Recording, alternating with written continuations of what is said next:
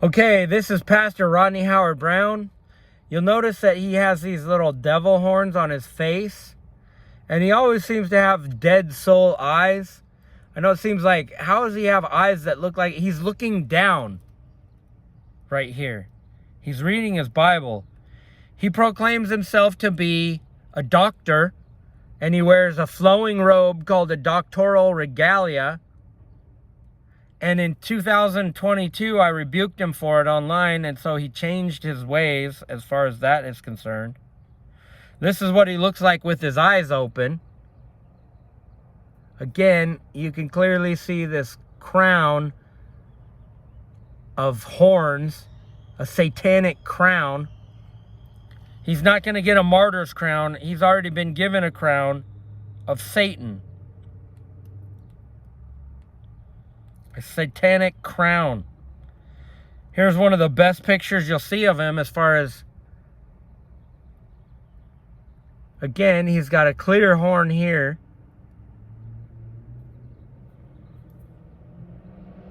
The Lord told me that Pastor Rodney is the enemy who sowed bad seed into God's field.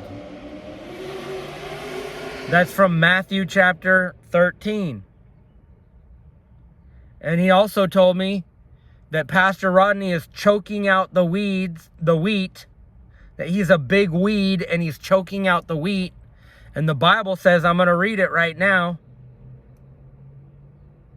that these men use the deceitfulness of riches and they choke out the fruitfulness of the wheat.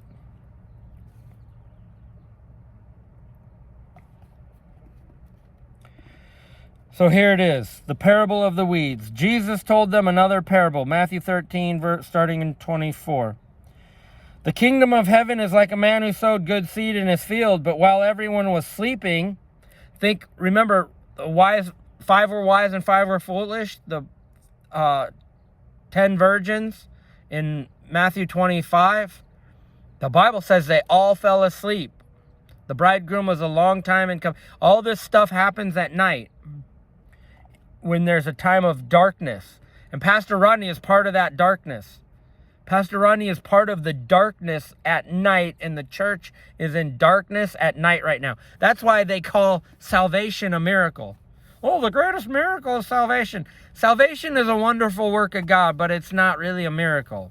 Let's not redefine what a miracle is. And then Pastor Rodney and a bunch of his cohorts, Debbie Rich, they proclaim they have miracles all the time.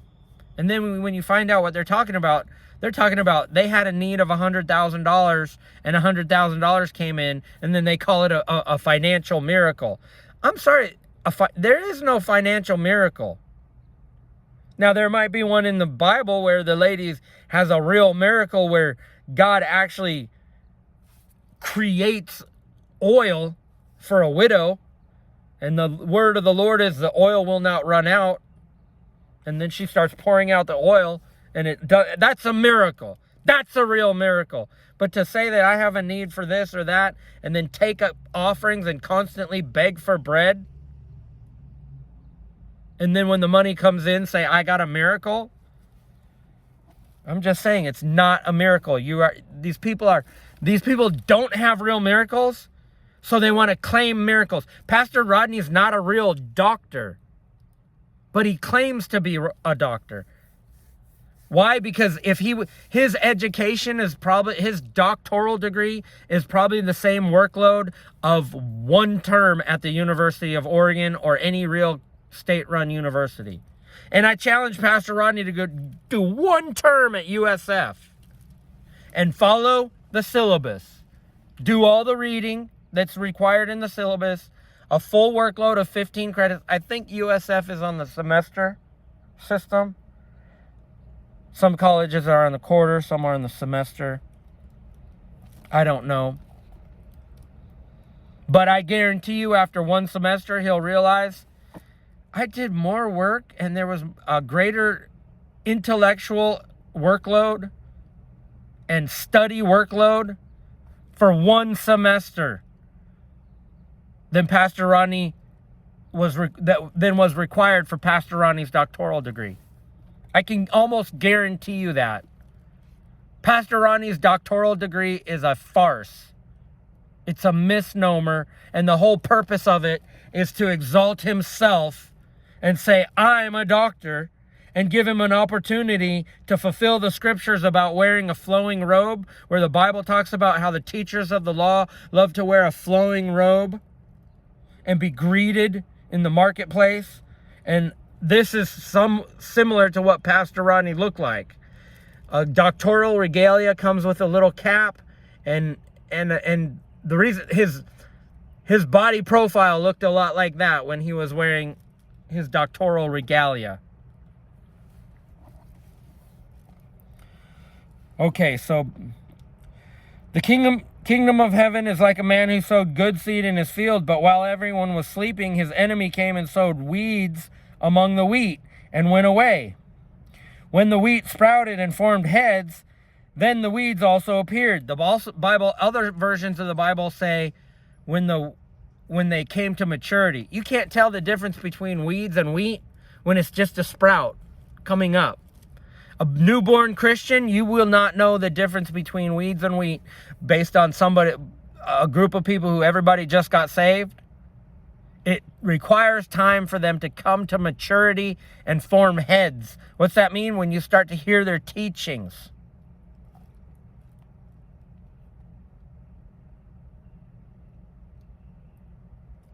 So while everyone was sleeping, his enemy came and sowed weeds among the wheat and went away. That's Satan right there. And it's also Pastor Rodney. The Lord told me Pastor Rodney is the enemy who sowed bad seed into God's field. The owner's servants came to him and said, Sir, did we not sow good seed in your field? Where then did these weeds come from? An enemy did this, he replied. The servants asked, Do you want us to go and pull them up? No, he answered, because while you are pulling up the weeds, you may root up the wheat with them. Let them both grow together until the harvest. At that time, I will tell the harvesters, first collect the weeds and tie them in bundles to be burned, then gather the wheat and bring it into my barn. Then, if you jump down, he explains it in verse 36. So he tells another parable in between. So I'm jumping to verse 36. Then he left the crowd and went into the house. His disciples came to him and said, Explain to us the parable of the weeds in the field. He answered, The one who sowed the good seed is the Son of Man. The field is the world. The good seed stands for the sons of the kingdom. The weeds are the sons of the evil one. And the enemy who sows them is the devil. The harvest is the end of the age, and the harvesters are the angels. As weeds are pulled up and burned in the fire, so it will be at the end of the age. The Son of Man will send out his angels, and they will weed out of his kingdom everything that causes sin, and all who do evil. They will throw them into the fiery furnace, where there will be weeping and gnashing of teeth. Then the righteous will shine like the sun in the kingdom of their Father. He who has ears to hear, let him hear. Now, if you ever read Revelation chapter 14 and couldn't figure out what it means by the winepress of God's wrath, I'm going to explain that to you right now. Revelation chapter 14, starting in verse 14. So remember what it says in the parable of the weeds. It says he will send out his angels. It says the harvest is the end of the age. The harvesters are the angels. Now, Revelation 14. Starting in verse 14. I looked, and there before me was a white cloud, and seated on the cloud was one like the Son of Man, with a crown of gold on his head, and a sharp sickle in his hand. Just so you know, that's the rider on the white horse from Revelation 6:1, the same angel. Same angel in charge of the gospel in Revelation 6:1 is also the same angel in Revelation 14:6. I saw an angel flying in midair. He had the eternal gospel to proclaim to all who live on the earth. So there's a chief angel who's in charge of the gospel. He's the rider on the white horse. And here he's seated on a white cloud with a sharp sickle in his hand. I looked, and there before me was a white cloud, and seated on the cloud was one like the Son of Man, with a crown of gold on his head and a sharp sickle in his hand. Then another angel came out of the temple and called in a loud voice to him who was seated on the cloud. So we know it's the first one was an angel, because it says, then another angel came out. So there's two angels so far. Then another angel came out of the temple and called in a loud voice to him who was seated on the cloud, take your sickle and reap, because the time to reap has come, for the harvest of the earth is ripe. So he who was seated on the cloud swung his sickle over the earth, and the earth was harvested. Another angel came out of the temple in heaven. He too had a sharp sickle. Still another angel, who had charge of the fire, came from the altar and called in a loud voice to him who had the sharp sickle, take your sharp sickle and gather the clusters of grapes from the earth's vines, because its grapes are ripe. The angel swung his sickle on the earth and gathered its grapes and threw them into the great winepress of God's wrath. There they were trampled in the winepress outside the city, and blood flowed out of the press, rising as high as the horses' bridles, for a distance of 1,600 stadia.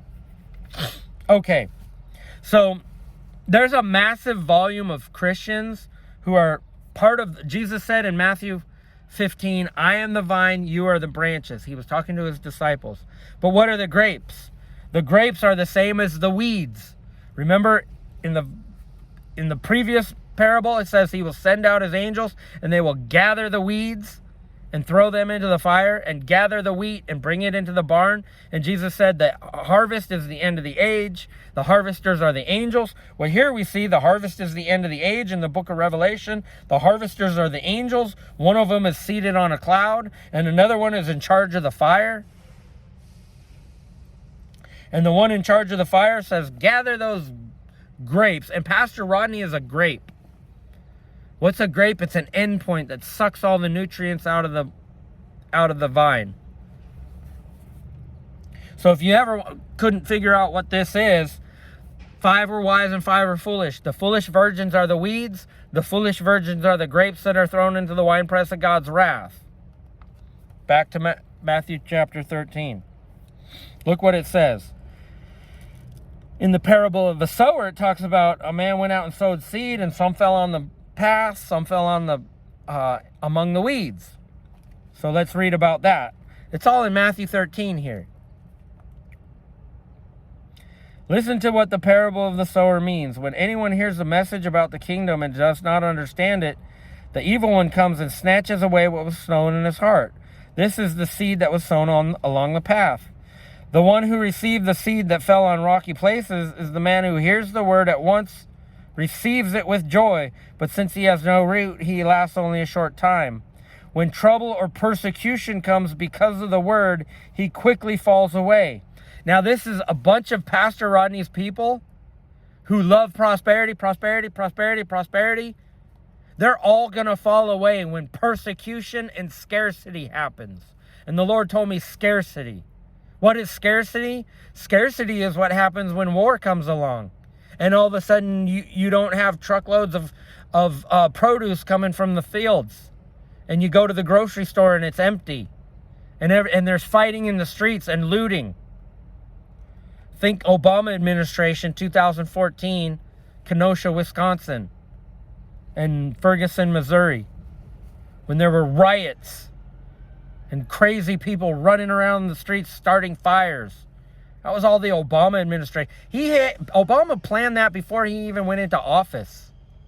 Before he was even elected. Right after while he was in college studying for his Juris Doctorate in constitutional law, that's when he got the idea to overthrow America.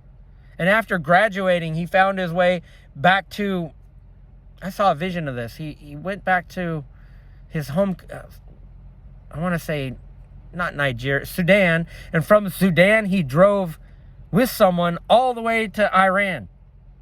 And somehow made his way and met with the Ayatollah. By using sexual favors.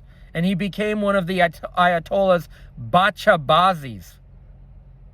A man who dresses up like a woman, and they get down on each other and suck on each other. I almost said Pastor Rodney. it's possible Pastor Rodney's been with Eric Gagnon in such a way. But they used to stay in hotels all the time together. And I got that, not a vision, but a revelation of it, where I saw Pastor Rodney dressed in drag after the rapture. So, and I also saw a vision of him with bubbles all over his face. Weird bubbles, like a curse from God. Oh yeah, so Obama, the vision I saw is Obama was one of the Ayatollah. He actually gained access to Ayatollah and was part of Ayatollah's harem for a short time and had very strange sexual contact with the Ayatollah of Iran. And this was not long after he graduated with his degree in constitutional law. Because it was when the evil spirits that had the plan to try to overthrow America were with him back then in college. And I'm talking about Obama. This is the kind of thing that got me targeted by the deep state, saying this stuff. And after going to the Ayatollah, Russia, North Korea, Iran, and Turkey all got involved in attempting to overthrow America before Obama was even elected. And if we know they were influencing the elections in 2016, what I'm saying is Obama's whole political career was assisted by Russia, Iran, Turkey, and North Korea. And only after he was president in 2015, there's a thing called Taizing and a Taizing explosion. It's spelled Tianjin. Well, the Obama administration did that to intentionally pick a fight for the United States and China. And China got involved after Tianjin. Tianjin is the way it's spelled. Tianjin explosion, 2015. So when I got the prophecy, it was early 2015, and the prophecy was Russia, North Korea, Iran, and Turkey have a plan to destroy America, and Obama is part of it. So I know that to be actual fact. That was an inspired prophecy from God in 2015. A few months later, actually a few weeks later, the Tianjin explosion happened, and that's when China entered. The foray is what it's called. A foray is basically when a military term. Anyway, this is the kind of thing that got me targeted, and why the Obama's deep state CIA tried to murder me over and over and over again, and they couldn't do it. And there's other factors involved that involves my stepsister and my stepbrother, who are also Democrat people, lesbian, gay, bisexual, LGBTQ, trans community, gay mafia. You want to get targeted? Well, the gay mafia is no longer in the United States military. The gay mafia is no longer in the FBI. The gay mafia is no longer in the CIA. But in 2015, 16, 17, up until 2020, up until right after Trump was elected for his second term, when he had to eject all the LGBTQ and trans community from the military, previous to that, there was a gay mafia operating and using federal government resources with all the same powers of the CIA, and they could hack anybody's phone they want to hack. If they found out you were at the Walmart, they could do a computer program and find out every cell phone in that Walmart. And then if you left at, say, 11:35, they could calculate and figure out which phone left at 11:35. And let's say 3 or 4 people are leaving, walking out. And then out of those phones, one person goes north, the other goes south, the other goes east, and the other goes west. They can identify you based on that without your name, phone number, anything. I'm just telling you how they can identify. If I know somebody's working over here at the Home Depot, and I can calculate every time, I can figure out who the employees are based on which cell phones are in that building every single day. I'm telling you, they have software that can calculate all that, and you can figure out anyone's phone number. I mean, they have some serious capabilities. Let me just say it that way. I even forgot what I was talking about. This video might get flagged. It might not ever. I might put it on YouTube, and it appears to me that it's on YouTube, and every time I check it, it shows it has a few more views, but it's not getting any views. It's flagged, and it's removed from YouTube. But they intentionally manipulate my YouTube channel to make me think that it's online, and then they might even have somebody put comments on it. It shows 5 views, and then 3 weeks later, it has 15 views. I'm just saying, that's what they've been doing. And to those people who are watching this right now, they can watch my videos and it shows no views. In other words, they can download my video and on YouTube, I check it and it says no views. I'm just saying. Meanwhile, 24 people have already watched it. And they can check it. They can watch this video from my phone before it's even uploaded to the internet, by the way. And they can probably separate the audio from the video and do an instant download of the whole audio if they wanted to know what I'm doing right now. They might even be watching me.